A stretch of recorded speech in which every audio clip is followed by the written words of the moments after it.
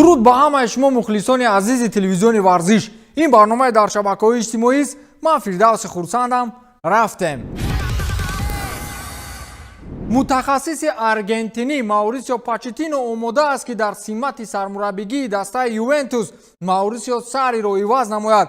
اگر با پایگاه اطلاعاتی دیلی میل باور کنیم، پس گفته می شود که دسته یوونتوس علاقه با متخصص آرژانتینی در معاشرت بودند و پاچتینو برای اشغال کرسی سرمربیگی آمادگی می بیند. دسته یوونتوس عوض سرمربی فعلی ماوریسیو ساری را در ناکامی دسته در چندین بازی‌ها می‌داند و بر آن نظرند که از زمانی که ساری با یوونتوس آمد سطح بازی آنها کاهش یافت.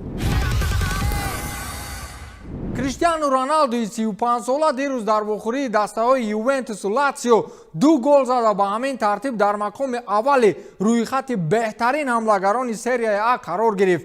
شماره عمومی گل های رونالدو این موسم در سری آ با 30 عدد رسید و با این همراه با چیرو ایموبیل رکوردی نو گذاشتند. کریستیانو رونالدو بعد بازی گفته است که رقابت خیلی مشکل بود و گفتن با مورد است که سری آ یکی از مشکل ترین چمپیونات های اروپا به حساب می رود. رکوردها مهمند، اما حالا از همه مهم نتیجه دسته است. ما بهترین دسته را داریم و برای عملی نقشه ها سعی خواهیم کرد، گفته است کریستیانو رونالدو.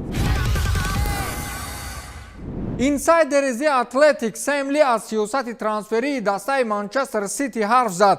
مهم نیست که ما از مسئله های داخلی دسته منچستر سیتی حرف زنیم. به این هم آنها بهترین فوتبال بازان را در دسته دارند و نقشه های خود را میتوانند عملی کرده. مسئله های جای داشته را آنها حتما رفع میسازند. اما با گوش من رقم های غیر یادی رسید که سیتی میخواهد در ترانسفر تابستانه صرف نماید 332 میلیون یورو. به شک دسته مذکور در فروش لیروی سانه پولی کلان گرفته بودند. از این رو دسته میخواهد بازیگران نو بیارد.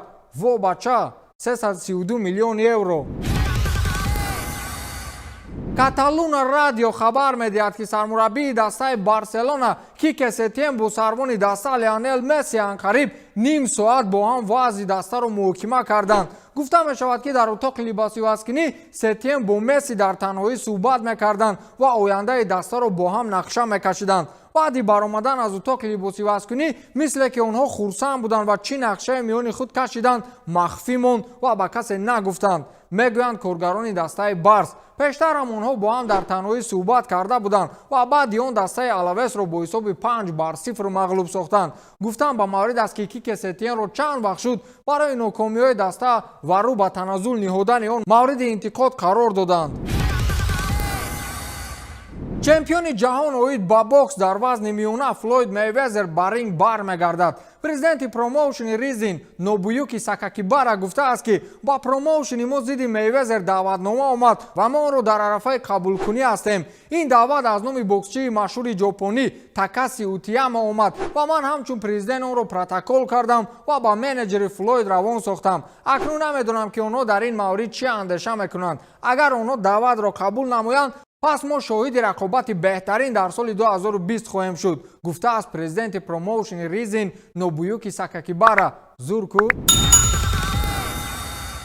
همین تقدیر گارت بیل در دسته ریال نامعلوم باقی ماند. نمیمونند که بازی کند، نمیمونند که بازی نکند. از این رو در اطراف نام او سوالها بسیارند. اگنت بیل جوناتان بارنت در این مورد اندیشه خود را گفت و خوب گوش کنید که او چی میگوید. احوال بیل در ریال خوب است و او 2 سال دیگر موافق شرطنامه در دسته میماند. او مادرید را دوست می‌دارد و به یگان جای دیگر رفتنی نیست. او نیز در قطار فوتبال بازان بهترین ریال می‌ایستد، اما این را زیدان حل می‌کند. در مورد آنکه که بیل در هیئت اساسی نیست این تلفات بزرگ است، ولی او دسته را ترک نمی‌سازد. او بهترین بازیگر است و بهترین ها به اجاره نمی‌روند، گفته است جوناتان بارنت اگنت گارت بیل.